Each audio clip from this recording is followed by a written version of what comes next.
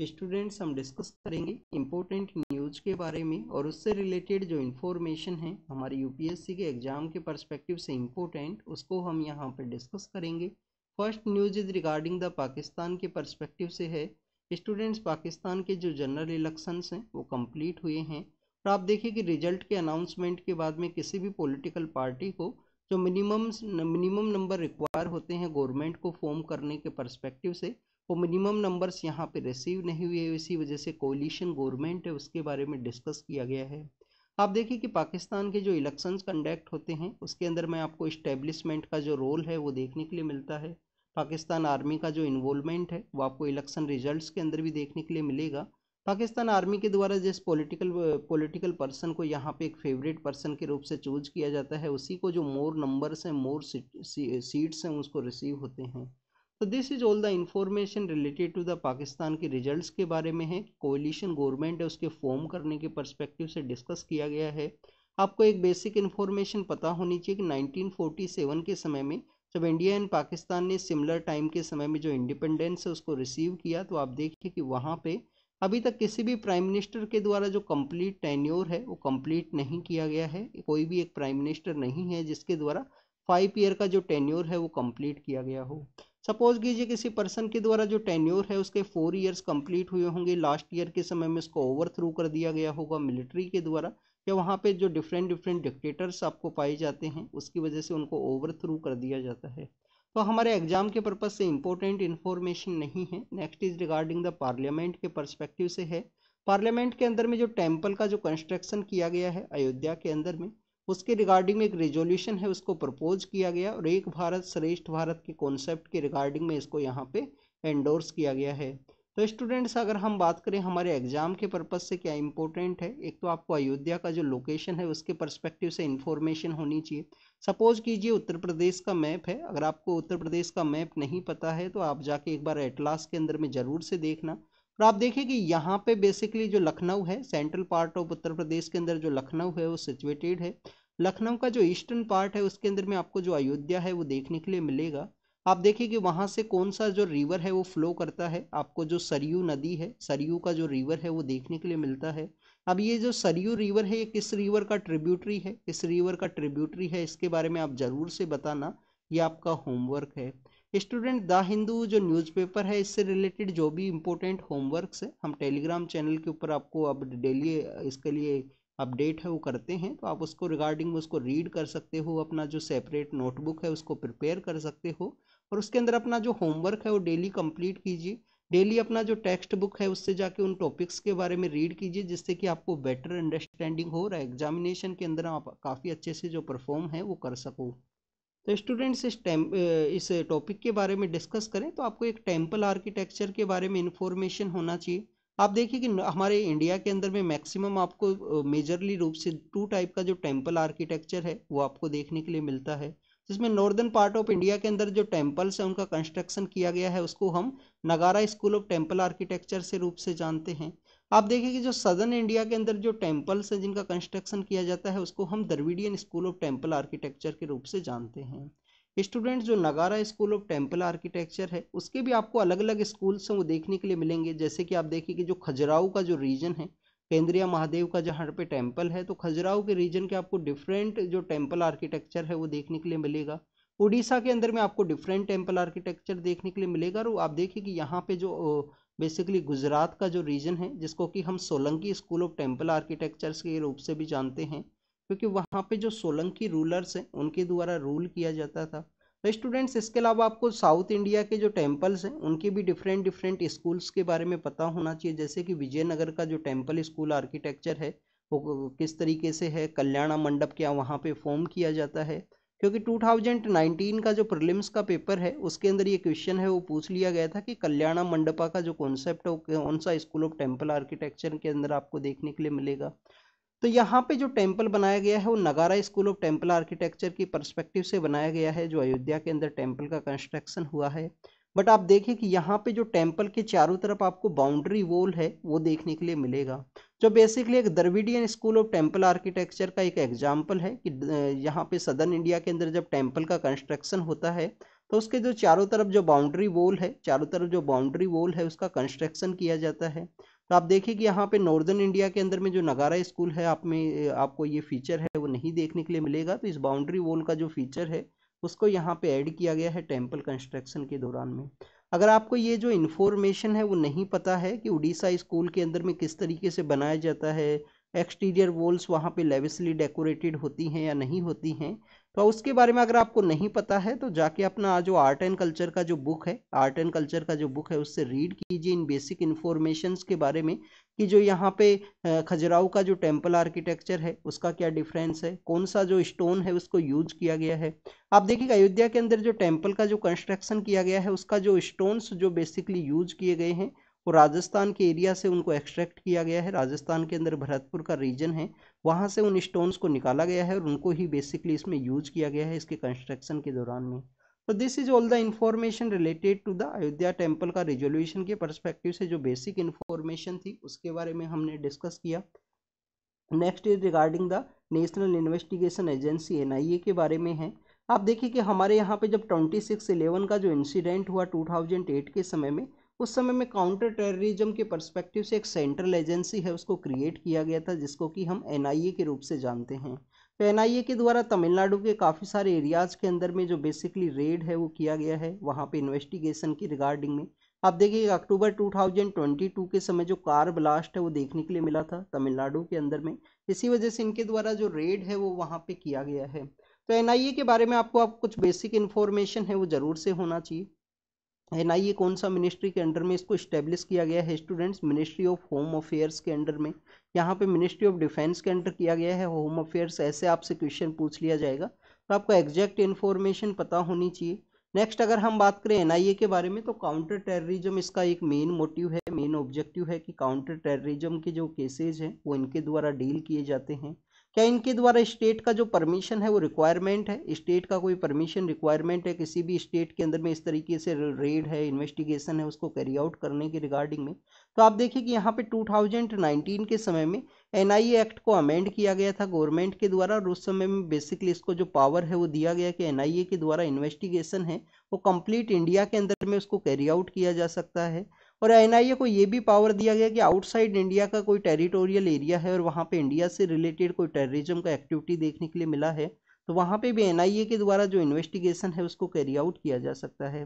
किसी as a individual person को यहाँ पे जो एज ए टेररिस्ट है उसके रूप से भी डिक्लेयर किया जा सकता है एनआईए के द्वारा। तो बेसिकली इस तरीके से काउंटर टेररिज्म का जो एक्टिविटी है वो आपको देखने के लिए मिलेगा। आप देखिए कि एनआईए एक्ट के थ्रू इनकी जो सेपरेट जो कोर्ट्स हैं उनका भी स्टेट उनको भी यहाँ पे इस्टेब्लिश किया गया है उसी एक्ट के थ्रू में। तो this is all the information related to the NIA. आपको एनआईए के बारे में एक और इन्फॉर्मेशन होनी चाहिए कि एनआईए के जो चीफ है उनका जो बेसिकली अपॉइंटमेंट किया जाता है वो कितने ईयर के लिए किया जाता है? 3 ईयर्स, या इसको एक्सटेंशन है वो भी दिया जा सकता है क्या गवर्नमेंट के द्वारा? तो इसके बारे में आप रीड करना स्टूडेंट्स, ये आपके लिए होमवर्क है। और इसी तरीके से आप हर एक टॉपिक को कोरिलेट करते हुए रीड करोगे स्टूडेंट्स। अगर आपको नहीं पता है तो आप देखिए कि न्यूज़पेपर के थ्रू भी आप काफ़ी कुछ जो है अपना जो सिलेबस है उसको कवर कर सकते हो। और न्यूज़पेपर का एक आपको बेसिक जो बेनिफिट क्या देखने के लिए मिलता है रिवीजन के पर्सपेक्टिव से, रिवीजन के रिगार्डिंग में काफ़ी अच्छा इसका बेनिफिट है। जैसे कि आप देखिए कि हमने यहाँ पे टेम्पल आर्किटेक्चर के बारे में रीड किया तो आपको उड़ीसा स्कूल जो खजुराहो के जो टेम्पल आर्किटेक्चर हैं जो बेसिकली वहाँ पे चंदेला डायनेस्टी के द्वारा बनाए गए थे जिसमें केंद्रीय महादेव एक बिगेस्ट टेम्पल है। Solanki school of temple architecture है जिसके अंदर मोदेरा का जो सन टेम्पल है वो आपको देखने के लिए मिलेगा गुजरात के अंदर में। और इनका फेसिंग की रिगार्डिंग में भी जो क्वेश्चन है वो देखे जाते हैं, क्या ईस्टर्न फेसिंग टेम्पल है यहाँ पे, क्या यहाँ पे मेन जो सन टेम्पल्स जो बनाए जाते हैं इंडिया के अंदर में तो वो सन टेम्पल का जो फेस है वो किस तरीके से आपको देखने के लिए मिलेगा, कहाँ कहाँ पे जो सन टेम्पल है वो सिचुएटेड है, क्या कोई कश्मीर के अंदर भी सन टेम्पल सिचुएटेड है?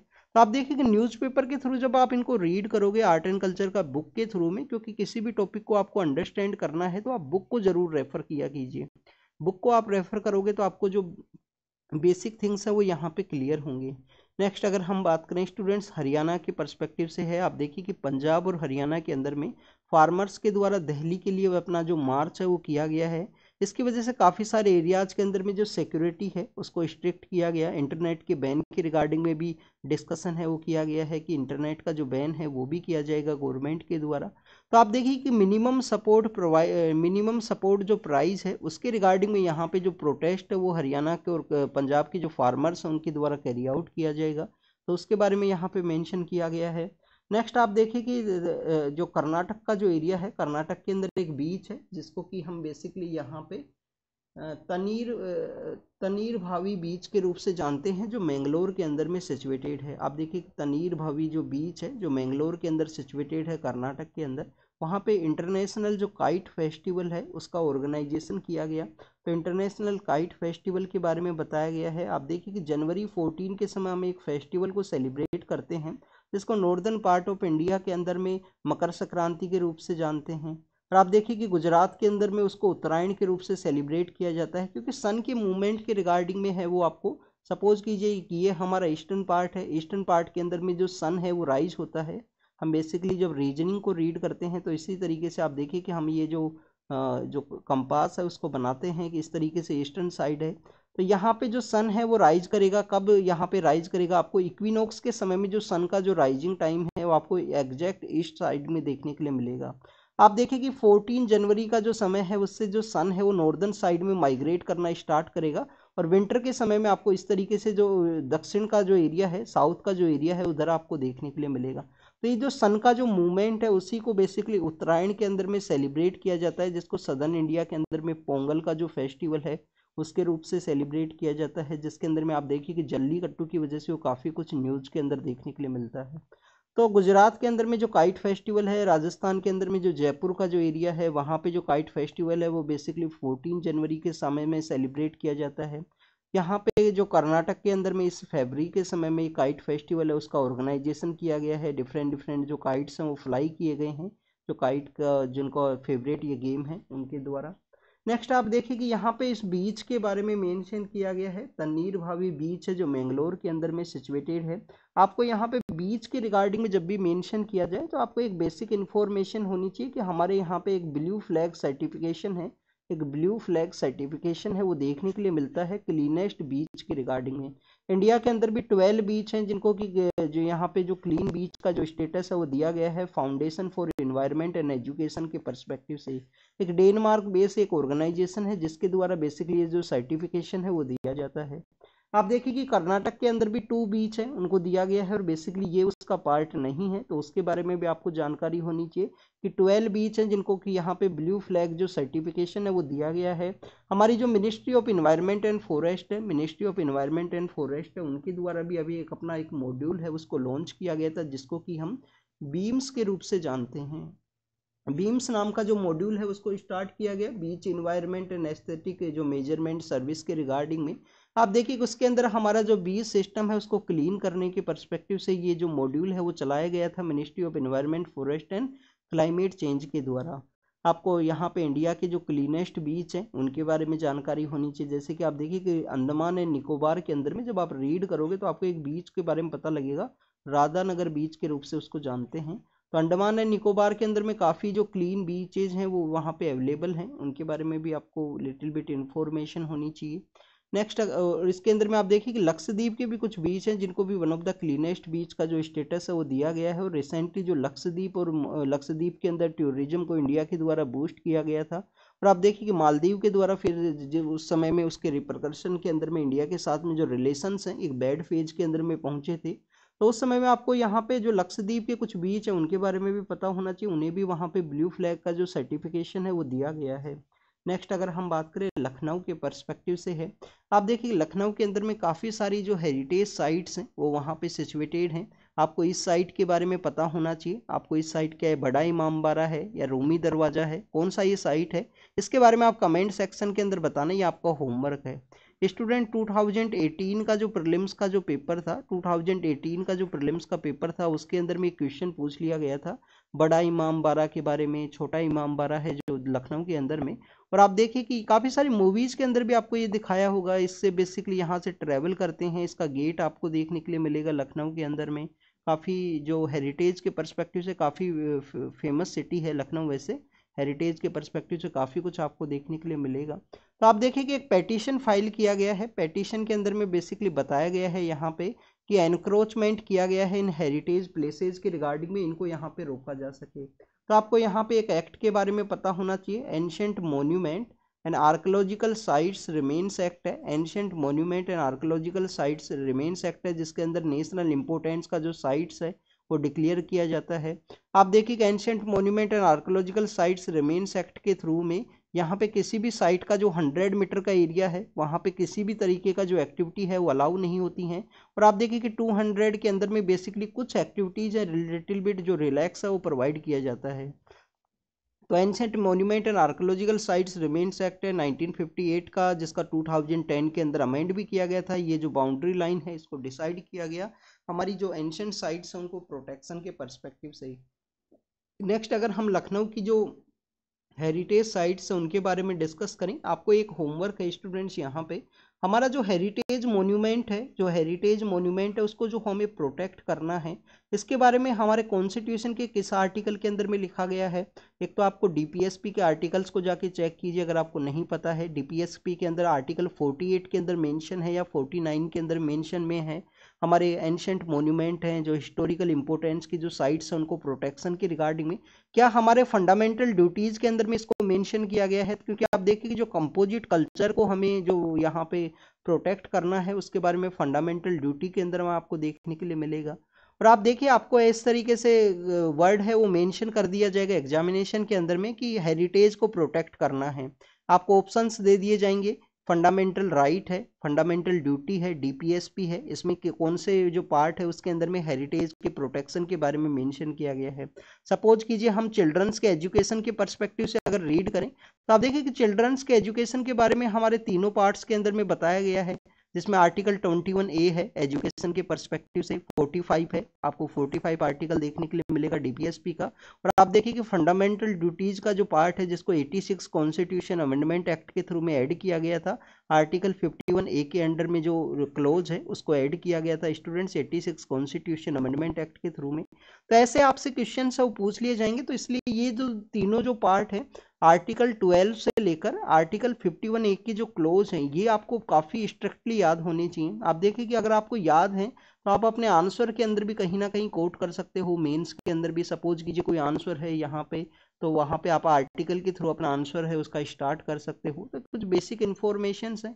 लखनऊ के अंदर में जो हेरिटेज साइट्स हैं उनके बारे में अगर हम बात करें तो 76 मंजिल है काजमीन बिल्डिंग है। काजमीन बिल्डिंग का अब देखिए एक सिमिलर बिल्डिंग है जिसको कि वहाँ पे ईरान के अंदर भी बनाया जाएगा। तो सिया मुस्लिम्स हैं जो आपको सेक्ट देखने के लिए मिलता है मुस्लिम कम्युनिटी के अंदर में, सिया एंड सुन्नी का। तो आप देखिए कि जो सिया मुस्लिम्स हैं उनके लिए काफ़ी सेक्रेड बिल्डिंग है, रूमी दरवाजा है, बड़ा इमाम बाड़ा है, छोटा इमाम बाड़ा है। इसके अलावा स्टूडेंट्स आपको भूल भुलैया है वो देखने के लिए मिलेगा। अवध का जो नवाब हुआ करते थे असफ उल दौला नाम से, जो अवध के जो नवाब हुआ करते थे उनके समय में ये जो मोन्यूमेंट्स है उनका कंस्ट्रक्शन आपको देखने के लिए मिलेगा। नेक्स्ट अगर हम बात करें स्टूडेंट्स वर्ल्ड के पर्सपेक्टिव से है, आप देखिए कि ट्रम्प के द्वारा कहा गया है कि वो प्रेसिडेंट के लिए आएंगे तो बाइडेन के द्वारा जो गन्स के रिगार्डिंग जो रेस्ट्रिक्शन लगाया गया है उसको ये दोबारा से स्टार्ट करेंगे। आप देखिए कि यूएस के अंदर में काफ़ी आपको ये जो इंसिडेंट है वो देखने के लिए मिलता है। वहाँ पे एक तो राइट टू प्रोटेक्ट का पावर है लोगों के पास में, जो गन है वो रिसीव कर सकते हैं, लाइसेंस काफ़ी ईजिली वहाँ पे रिसीव होता है। और काफ़ी बार आपको मास शूटिंग है वो देखने के लिए मिलता है, जैसे सपोज कीजिए किसी चिल्ड्रन को बच्चों के द्वारा बुलिंग किया गया स्कूल के दौरान में, तो उसका अगर वहाँ पे कम्प्लीटली स्ट्रॉन्ग माइंड नहीं है, और चिल्ड्रंस का आपको देखने के लिए मिलेगा स्ट्रॉन्ग माइंड वहाँ पे एक इमोशन के अंदर में अगर वो फ्लो करते हैं तो उनके द्वारा बेसिकली जो अटैक है मास शूटिंग है स्कूल्स के अंदर में कर दिया जाता है। रसिया के द्वारा यूक्रेन का एक सिटी है जिसको कि हम कार्किव रीजन के रूप से जानते हैं, वहाँ पे जो अटैक है वो किया गया है। आप देखिए कि म्यांमार के द्वारा उनका जो जनता जो बेसिकली जो पावर है गवर्नमेंट है उनके द्वारा बेसिकली यहाँ पे जो आर्मी वहाँ पे पावर के अंदर में है उनके द्वारा लोगों का जो रजिस्ट्रेशन है उनको बेसिकली यहाँ पे अप्रोच करना होगा उसके बारे में डिस्कस किया गया है। जो यहाँ पे गाजा स्ट्रिप है, गाजा स्ट्रिप के अंदर में एक जो स्मॉल चाइल्ड है उसका बेसिकली एक वीडियो वायरल हुआ था कि उनको प्रोटेक्ट किया जाए, उनके ऊपर अटैक है वो हो सकता है। आप देखिए कि वो बेसिकली यहाँ पे उनका जो डेथ है वो उनका जो डेड बॉडी है वो बेसिकली यहाँ पे मिला है। इंडिया और मालदीव के द्वारा आने वाले समय में अपने जो रिलेशंस हैं उनको बेटर वे में यहाँ पे किया जाएगा, उसके बारे में डिस्कस किया गया है। इंडियन ओशियन कॉन्फ्रेंस के अंदर में ये डिस्कशन है वो श्रीलंका की जो मिनिस्टर हैं उनके द्वारा स्टेटमेंट दिया गया। आप देखिए कहाँ पे ऑर्गेनाइज हो रही है इंडियन ओशियन कॉन्फ्रेंस, पर्थ के अंदर में, ऑस्ट्रेलिया के अंदर जो पर्थ है वहाँ पे इसका ऑर्गेनाइजेशन हुआ है। इसके अंदर में बेसिकली श्रीलंका ने अपने पर्सपेक्टिव से भी डिस्कस किया है। श्रीलंका के द्वारा डिस्कस किया गया है कि उनके द्वारा जो आसियान का RCEP का जो कॉन्सेप्ट है, जो इंडिया के द्वारा 2019 के समय उसको ज्वाइन नहीं किया गया था। आप देखिए कि फ्री ट्रेड एग्रीमेंट है RCEP। 2016 का जो प्रीलिम्स है उसके अंदर एक क्वेश्चन पूछ लिया गया था, रीजनल कॉम्प्रिहेंसिव इकोनॉमिक जो बेसिकली जो प्रोजेक्ट है उसी के रिगार्डिंग में। तो श्रीलंका के द्वारा कहा गया है कि उनके द्वारा बेसिकली इसको ज्वाइन किया जाएगा। जो आसियान का, आसियान क्या है स्टूडेंट्स, 1967 के समय में 10 हमारे साउथ ईस्ट एशिया के जो कंट्रीज हैं उनका बेसिकली ये ग्रुप है आसियान, जिसको कि बैंकॉक डिक्लेरेशन के थ्रू में बनाया गया था। इनिशियल 5 कंट्रीज जिसको ज्वाइन किए थे आसियान को, और आप देखिए कि बाद में 5 कंट्रीज और ज्वाइन करते हैं, 10 कंट्रीज का ये ग्रुप है। आप देखिए कि यहाँ पे हमने म्यांमार के बारे में डिस्कस किया गया, तो म्यांमार भी इसका पार्ट है। अभी रिसेंटली आसियान का जो मीटिंग है वो ऑर्गेनाइज हुआ था हमारे साउथ ईस्ट एशिया की कंट्रीज के अंदर में। तो आप देखिए कि वहाँ पे म्यांमार को अलाउ नहीं किया गया था कि उनके द्वारा डेमोक्रेसी को रिस्टोर किया जाए वहाँ की मिलिट्री के द्वारा, उसी के बाद में उनको आसियान के अंदर में ज्वाइन किया जाएगा। तो आसियान के जो 10 कंट्रीज हैं, 10 कंट्रीज के साथ में आपको 6 कंट्री और देखने के लिए मिलेंगे। 6 कंट्री कौन से हैं स्टूडेंट्स? 6 कंट्री आपको देखने के लिए मिलेंगे। जापान है, जापान है, जापान के अलावा आप देखिए कि साउथ कोरिया है, साउथ कोरिया है, जापान है, साउथ कोरिया है। इसके अलावा जापान के अलावा साउथ कोरिया है, साउथ कोरिया के अलावा देखिए आप देखिए इंडिया और चाइना है। इंडिया और चाइना के अलावा अगर हम बात करें, आपको यहाँ पे न्यूजीलैंड और ऑस्ट्रेलिया है। जो ऑस्ट्रेलिया और न्यूजीलैंड है वो भी आपको देखने के लिए मिलेंगे, जहाँ पे भी बेसिकली जो पर्थ के अंदर में इंडियन ओशियन जो कॉन्फ्रेंस है उसको ऑर्गेनाइज किया गया है। तो ऐसे ये टोटल 6 कंट्री हैं 10 कंट्रीज के साथ में। तो इन 6 टोटल 16 कंट्रीज का ये फ्री ट्रेड एग्रीमेंट था RCEP, जिसके अंदर इंडिया का बेसिकली ऑब्जेक्ट ये था कि इंडिया के अंदर में जो फार्मर्स हैं, फार्मर्स को बेसिकली जो बाहर का जो कंट्री है, बेसिकली आप देखिए कि फार्मिंग सेक्टर के अंदर डेवलप कंट्री कौन सा है? न्यूजीलैंड आपको फार्मिंग सेक्टर के अंदर काफ़ी डेवलपिंग कंट्री देखने के लिए मिलेगा। तो इंडिया की जो डिफरेंट डिफरेंट ऑर्गेनाइजेशंस है फार्मर्स के रिगार्डिंग में, जैसे कि आप देखिए कि अमूल है फूड प्रोसेसिंग के पर्सपेक्टिव से, तो उनके द्वारा कुछ कंसर्न्स है वो रेज किए जाते हैं जब भी इस तरीके का जो डिस्कशन है वो देखने के लिए मिलता था फ्री ट्रेड एग्रीमेंट के रिगार्डिंग में। इस वजह से इंडिया ने अपने जो लोकल पर्सनस हैं उनको, उनका जो राइट्स है उनको प्रोटेक्ट करने के पर्सपेक्टिव से RCEP है उसको ज्वाइन नहीं किया गया था। श्रीलंका के द्वारा कहा गया है कि हमारे द्वारा इसको बेसिकली ज्वाइन किया जाएगा RCEP का जो फ्री ट्रेड एग्रीमेंट है उससे। तो आपको इसके बारे में पता होनी चाहिए। आप देखिए कि 10 हमने आसियान के कंट्रीज हैं, 6 कंट्री हैं, जापान है, साउथ कोरिया है, जापान है, साउथ कोरिया है, इंडिया है, चाइना है, ऑस्ट्रेलिया और न्यूजीलैंड है। इसके अलावा अगर हम 2 कंट्रीज को अगर यहाँ पे ज्वाइन कर दें, रसिया प्लस में USA, रशिया और प्लस में USA को ज्वाइन कर दे, तो आपको ईस्ट आसियान जो समिट है, ईस्ट आसियान समिट का ये पार्ट देखने के लिए मिलेगा। ईस्ट आसियान समिट के अंदर टोटल 18 कंट्रीज हैं, इन 2 कंट्रीज को और ज्वाइन करने के बाद में। नेक्स्ट साइंस के पेज के पर्सपेक्टिव से है, आप देखिए कि हमारे यहाँ पे काफ़ी बार लोकल एरिया के अंदर में जो वेदर का जो फोरकास्ट है वो काफ़ी यहाँ पे एग्जैक्ट वे में नहीं किया जा सकता है। जैसे कि अगर हम बात करें, अभी रिसेंटली नॉर्दर्न इंडिया के अंदर जो फोग का जो सिचुएशन है वो देखने के लिए मिला था। तो हमारे यहाँ पे जो IMD के द्वारा जो बेसिकली यहाँ पे वेदर का जो फोरकास्ट किया जाता है स्टूडेंट्स, वो काफ़ी एग्जैक्ट आपको नहीं देखने के लिए मिलेगा। ओवरऑल काफ़ी ज़्यादा इंप्रूवमेंट किया गया है IMD के द्वारा, इंडियन मेट्रोलॉजिकल डिपार्टमेंट के द्वारा। इसका जो इस्टेब्लिशमेंट है वो कब किया गया था स्टूडेंट्स? कॉलोनियल एरा के समय इसका इस्टेब्लिशमेंट देखने के लिए मिलता है। एग्जैक्ट जो ईयर है उसके बारे में आप कमेंट सेक्शन के अंदर बताना कि 1875 एग्जैक्ट ईयर है, 1861 एग्जैक्ट ईयर है, उसके बारे में आप कमेंट सेक्शन के अंदर बताना है। ये आपका होमवर्क है IMD का जो इस्टेब्लिशमेंट ईयर है उसके बारे में। तो स्टूडेंट्स IMD के द्वारा ओवरऑल जो इम्प्रूवमेंट हुआ है वेदर फोरकास्टिंग के रिगार्डिंग में, बट आप देखिए कि जो एग्जैक्ट अगर हम बात करें, सपोज कीजिए आप किसी बिग सिटी के पास में रहते हो, सपोज कीजिए आप दिल्ली का एरिया है, या आप गुड़गांव के अंदर में, मानेसर के अंदर में, या फरीदाबाद गाजियाबाद के किसी रीजन के अंदर में, तो वहाँ के रिगार्डिंग में जो एग्जैक्ट फोरकास्टिंग है वो नहीं देखने के लिए मिलेगी। तो कैसे उसको डील किया जा सके? तो सबसे पहले आप देखिए कि इंडिया एक ट्रॉपिकल कंट्री है, वेदर का जो वेरिएबिलिटी है वो आपको काफ़ी हाई देखने के लिए मिलेगा ट्रॉपिकल कंट्री के अंदर में। हमारे यहाँ पे IMD के द्वारा 800 के पास आसपास जो ऑटोमेटिक जो वेदर का जो स्टेशन है, ऑटोमेटिक जो वेदर के जो स्टेशन हैं उनको 800 के पास इस्टेब्लिश किया गया है।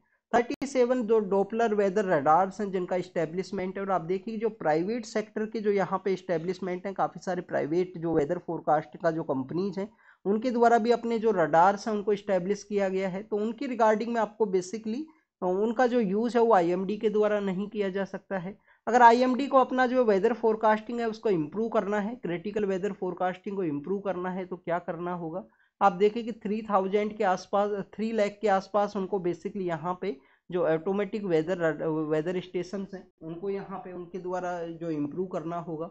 प्राइवेट सेक्टर के जो ऑटोमेटिक वेदर स्टेशन जो 20,000 के आसपास है उनका वो यूज कर सकते हैं आईएमडी के द्वारा। और इसके अलावा डॉपलर वेदर रडार है उसका भी जो नंबर्स हैं उनको इंक्रीज करना होगा।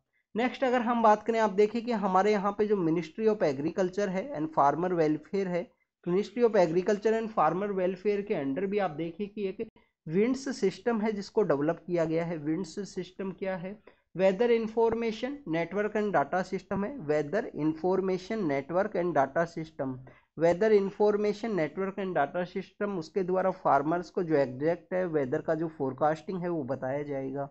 नेक्स्ट अगर हम बात करें स्टूडेंट्स, यहाँ पे पोल्यूशन के पर्सपेक्टिव से बात किया गया है कि काफ़ी सारा जो पोलिनेशन का जो एक्टिविटी है उसका डिस्टर्बेंस है वो देखने के लिए मिलता है पोल्यूशन की एक्टिविटीज़ की वजह से, नाइट्रेट जो रेडिकल्स हैं उनके द्वारा। तो आपको यहाँ पे पता होना चाहिए कि पोल्यूशन जो है बेसिकली पोल्यूशन की वजह से, पोल्यूशन के अगर इम्प्रूवमेंट होगा तो पोलिनेशन का जो एक्टिविटी है, जो नॉक्टर्नल्स है उनको पोलिनेशन की एक्टिविटी को भी ये हैम्पर करेगा। नेक्स्ट यहाँ पे देख स्टूडेंट्स, आइसलैंड के पर्सपेक्टिव से डिस्कस किया गया है। आप देखिए कि आइसलैंड के अंदर में काफ़ी सारा जो वोल्कनों का इरप्शन है वो देखने के लिए मिला था आइसलैंड के एरिया के अंदर में। तो उसी के बारे में यहाँ पे डिस्कस किया गया है कि जो ग्रीनडिविक जो रीजन है, ग्रांडिविक का जो रीजन है आइसलैंड के अंदर में, वहाँ पे जो मैग्मा है उसका फ्लो देखने के लिए मिला है, उसका बेसिकली यहाँ पे काफ़ी सारा जो स्टोरेज हुआ है उसी के बारे में डिस्कस किया गया है। स्टूडेंट्स यहाँ पे हम पहले इसके बारे में डिस्कस करते हैं। आप देखिए कि एचपीवी वैक्सीन है, ये साइंस के पेज के ऊपर ही मेंशन है। तो हमारा यहाँ पे जो सर्वाइकल कैंसर है उसके रिगार्डिंग में कुछ वैक्सीन है वो आपको देखने के लिए मिलती हैं। एचपीवी वैक्सीन है, और भी डिफरेंट कंपनीज का वैक्सीन है। अभी हमारे बजट सेशन के दौरान में बेसिकली एचपीवी वैक्सीन है उसके यूज के बारे में भी डिस्कस किया गया था कि सर्वाइकल कैंसर के रिगार्डिंग में आपको जो जनवरी का जो मंथ है सर्वाइकल कैंसर के अवेयरनेस मंथ के रूप से भी देखा जाता है। और आप देखिए कि काफ़ी सारे लोगों के अंदर में जो सर्वाइकल कैंसर के जो इंसिडेंट्स हैं वो देखने के लिए मिलते हैं, तो उसको बेसिकली नेग्लेक्ट करने के रिगार्डिंग में एचपीवी वैक्सीन है उनको अलाउ किया गया था। तो इंडिया का जो एचपीवी वैक्सीन है काफ़ी इन्फीरियर नहीं है दूसरी जो वैक्सीन है उनके साथ में। तो ये सर्वाइकल कैंसर के बारे में है, कोई भी सेक्सुअल एक्टिव कोई पर्सन है उसके रिगार्डिंग में जो सर्वाइकल कैंसर है वो आपको देखने के लिए मिल सकता है। आप देखिए कुछ लोगों का इम्यूनिटीज काफ़ी अच्छा होता है तो उनका बेसिकली उसको नेग्लेक्ट कर दिया जाता है, उस वायरस का जो इफेक्ट है उसको बेसिकली यहाँ पे। नेक्स्ट अगर हम बात करें वाटर एक्ट के बारे में है, सबसे पहले आपको वाटर के बारे में पता होना चाहिए। Water basically students state list का एक सब्जेक्ट है, स्टेट लिस्ट का एक सब्जेक्ट है। क्या सेंटर के द्वारा यहाँ पे कानून बनाया जा सकता है वाटर के रिगार्डिंग में? तो स्टूडेंट सेंटर के द्वारा डायरेक्टली जो कानून है, डायरेक्टली जो लॉ है वो नहीं बनाया जा सकता है। अगर यहाँ पे 2 स्टेट्स के द्वारा जो रिक्वेस्ट किया गया है सेंटर को, जैसे कि यहाँ पे हिमाचल प्रदेश है, राजस्थान के द्वारा रिक्वेस्ट किया गया कि आप यहाँ पे वोटर का जो रिगार्डिंग में जो पहले का जो कानून है 1974 के समय कानून बनाया गया था हमारे पार्लियामेंट के द्वारा, जिसको कि हम प्रिवेंशन एंड वोटर का जो prevention and control pollution act है 1974 उसके रूप से जानते हैं। Voter prevention and control act 1974 उस एक्ट के रूप से जानते हैं इसको हम यहाँ बेसिकली वोटर के रिगार्डिंग में। आप देखिए फिर हमारा 1981 के समय में आपको जो एयर के पर्सपेक्टिव से देखने के लिए मिलेगा। कभी कभी आपसे क्वेश्चन पूछ लिया जाएगा कि सेंट्रल पोल्यूशन जो कंट्रोल बोर्ड है हमारे पोल्यूशन के पर्सपेक्टिव से, स्टेट जो पोल्यूशन कंट्रोल बोर्ड है उनका जो इस्टेब्लिशमेंट है वो किस एक्ट के थ्रू में हुआ? तो आप देखिए कि वोटर एक्ट के थ्रू इनका इस्टेब्लिशमेंट किया गया था। वोटर का जो prevention and the control of pollution act है 1974 का, उसी के थ्रू में 1974 के थ्रू इसको ऐड किया गया। बाद में एयर का जो एक्ट इस्टेब्लिशमेंट में आया उसको भी इसके साथ में इंटरलिंक किया गया। और सेंट्रल पोल्यूशन आपको मैक्सिमम एयर पोल्यूशन की रिगार्डिंग में जो न्यूज़ है उसके अंदर में देखने के लिए मिलेगा। स्पेशली हमारा नवंबर दिसंबर के समय में जो एयर क्वालिटी है उसका डिक्लाइन होता है उस समय में। तो आप देखिए कि 1974 के उस एक्ट के थ्रू में ऐसे इस्टेब्लिशमेंट किया गया था, किसी भी इंडस्ट्रियल एरिया का अगर इस्टेब्लिशमेंट होना है तो उसको यहाँ पे स्टेट पोल्यूशन कंट्रोल बोर्ड का जो परमिशन है वो जरूर से होना चाहिए। अभी उन्हीं को बेसिकली कुछ अमेंड किया गया। अमेंड क्या किया गया है स्टूडेंट्स, यहाँ पे इंडस्ट्रियल जो यूनिट है, इंडस्ट्रियल यूनिट को परमिशन का जो रिक्वायरमेंट होगा बट आप देखिए उनके द्वारा कोई भी माइनर यहाँ पे वाटर पोल्यूशन का एक्टिविटी है उसको कैरी आउट किया गया है, तो उसके अंदर में जो इम्प्रिजनमेंट का जो सिचुएशन हुआ करता था उसको रिमूव करके फाइन को जो इम्प्रूव है वो किया गया है। तो ये वोटर के रिगार्डिंग में है। वोटर एक स्टेट सब्जेक्ट के अंदर है, सेंटर के द्वारा डायरेक्टली कानून है वो नहीं बनाया जा सकता, बट अगर स्टेट्स के द्वारा इंटरवेन किया जाए तो कानून है वो बनाया जा सकता है। इसके अंदर अमेंड किया गया है, फाइन को इंक्रीज किया गया, और स्टेट पोल्यूशन जो कंट्रोल बोर्ड है उसके बेसिकली जो चेयरपर्सन है उनके अपॉइंटमेंट की रिगार्डिंग में जो अमेंड है वो भी किया गया है। उत्तराखंड इंडिया का फर्स्ट स्टेट बना है जिसने आफ्टर द इंडिपेंडेंस के बाद में आप देखिए कि यहाँ पे यूनिफॉर्म सिविल कोड है उसका इम्प्लीमेंटेशन किया है, आर्टिकल 44 डीपीएसपी के अंदर मेंशन है। इसके अलावा आपको पता होना चाहिए कि जो 2.9% उनके पॉपुलेशन का जो पार्ट है वहाँ पे जो ट्राइबल कम्युनिटी है, उस ट्राइबल कम्युनिटी को यहाँ पे बेसिकली जो यूनिफॉर्म सिविल कोड है उसका इम्प्लीमेंटेशन नहीं होगा। आर्टिकल 366 है, आर्टिकल 142 है, उसके अंदर में अमेंड किया गया कि ट्राइबल कम्युनिटीज़ की रिगार्डिंग में जो यहाँ पे यूनिफॉर्म सिविल कोड है उसका इम्प्लीमेंटेशन नहीं होगा। लिव इन रिलेशनशिप के अंदर में कोई लोग रहने वाले हैं उनको अपना रजिस्ट्रेशन है उसको कैरी आउट करना होगा, अपना बताना होगा। काफ़ी कुछ जो पर्सनल लॉज के अंदर में मैरिज है, डाइवोर्स के जो सिचुएशंस है, रीमैरिज के जो टॉपिक्स हैं उनको बेसिकली यहाँ पे डिफाइन किया गया है। अपोजिशन इसका क्या देखने के लिए मिलता है स्टूडेंट्स, अपोज किया गया है कि जो राइट टू प्राइवेसी है के.एस. पुट्टास्वामी केस के थ्रू में उसको फंडामेंटल राइट का पार्ट माना गया है, तो उसका वायलेशन है कम्प्लीटली यहाँ पे, तो उसके पर्सपेक्टिव से एक इसका अपोज है वो देखने के लिए मिलता है। पर रजिस्ट्रेशन के बारे में बात की गई है। लिव इन रिलेशनशिप के अंदर रहने वाले जो कपल्स हैं उनको, उनके जो चिल्ड्रंस हैं उनको भी रिकॉग्नाइज करता है ये एक्ट। फर्स्ट टाइम में आप देखिए कि उनके जो चिल्ड्रंस हैं उनको भी एक लीगल जो यहाँ पे ऑफ स्प्रिंग के रूप से रिकॉग्नाइज किया जाता है। चिल्ड्रंस की सेफ्टी के पर्सपेक्टिव से है हमारे यहाँ पे जो टेक्नोलॉजी की जो मेगा कंपनीज हैं उनके द्वारा बेसिकली यहाँ पे जो मेटा कंपनी है उसके द्वारा कहा गया है कि काफ़ी सारे चिल्ड्रंस का जो सेफ्टी है उसको इंश्योर करना है उनके द्वारा। और आप देखिए कि अभी रिसेंटली जो कोविड-19 के अंदर में चिल्ड्रंस के द्वारा कोविड-19 के अंदर में जो डिजिटल एजुकेशन होने की वजह से चिल्ड्रंस के द्वारा काफ़ी सारा जो ऑनलाइन मटेरियल है, जो टेक्नोलॉजी है उसका यूज किया गया है, तो इसकी रिगार्डिंग में चिल्ड्रंस का जो ऑनलाइन सेफ्टी है उसके रिगार्डिंग में कंसर्न्स है वो रेज हुए हैं।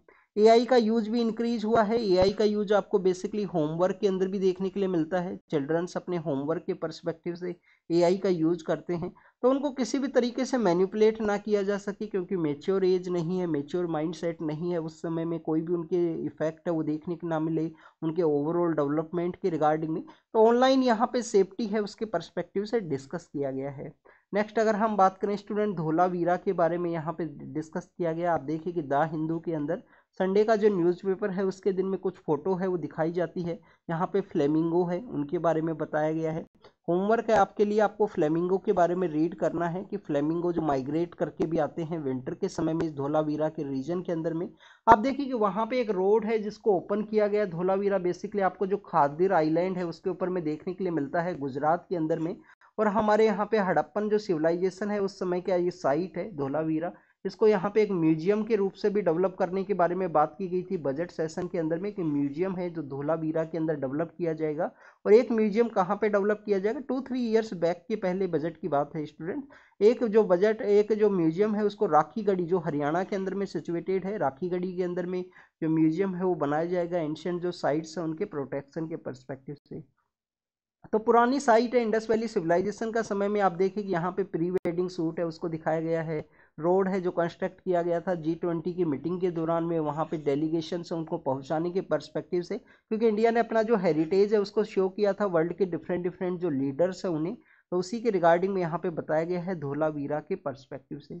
आपको इंडस वैली सिविलाइजेशन की जो साइट्स हैं उनके बारे में भी पता होना चाहिए। आप देखिए कि मांद नाम का जो साइट है वो आपको कश्मीर के अंदर में देखने के लिए मिलता है। इसके अलावा आपको काफ़ी सारी जो साइट्स हैं अलग अलग एरियाज़ के अंदर में आपको जो अलग अलग साइट्स हैं वो देखने के लिए मिलेंगी, जिसके अंदर में आप देखिए कि राखीगढ़ी है जो कि हरियाणा के अंदर है, कालीबंगा है जो कि राजस्थान के अंदर सिचुएटेड है। तो ऐसी काफ़ी सारी साइट्स है, इनके बारे में आपको ज़रूर से पता होना चाहिए। 2019 का जो प्रीलिम्स का पेपर है उसके अंदर में 4 साइट्स मेंशन कर दिया गया था और ये पूछ लिया गया था कि कौन सा साइट है वो इसका पार्ट नहीं है इंडस वैली सिविलाइजेशन का। तो देखिए कि क्वेश्चन भी ऐसे पूछे जा सकते हैं आपसे। दैमाबाद के बारे में आपको पता होना चाहिए जो महाराष्ट्र के अंदर में सिचुएटेड है। एक तमिलनाडु के अंदर में एक साइट है जहाँ पे एक्सकावेशन का एक्टिविटी किया गया था, वो इंडस वैली सिविलाइजेशन का पार्ट नहीं है, बट आप देखिए कि वो खिलाड़ी एक्सकावेशन के रूप से हम उसको जानते हैं किलाड़ी एक्सकवेशन के रूप से हम उसको जानते हैं। तो वो साइट बेसिकली संगम एज के समय का रिवील करता है। तो इस तरीके से कोई भी साइट न्यूज़ के अंदर रहेगा उसको मेंशन कर दिया जाएगा। स्टूडेंट ने अगर अच्छे से नहीं रीड किया है तो समझेगा किलाड़ी एक्सकवेशन भी बेसिकली इंडस वैली के समय का ही साइट होगा, उसको मार्क करेगा, रोग हो जाएगा आंसर यहाँ पे। तो ये बेसिकली आपको काफ़ी अच्छे से रीड करना है प्रेजेंस ऑफ माइंड के साथ में। तो this is all the information related to the today's newspaper. आप इसको रीड कीजिए, रिवाइज कीजिए, जो भी इंपॉर्टेंट इन्फॉर्मेशन आपको मिला है उसको नोट डाउन कीजिए।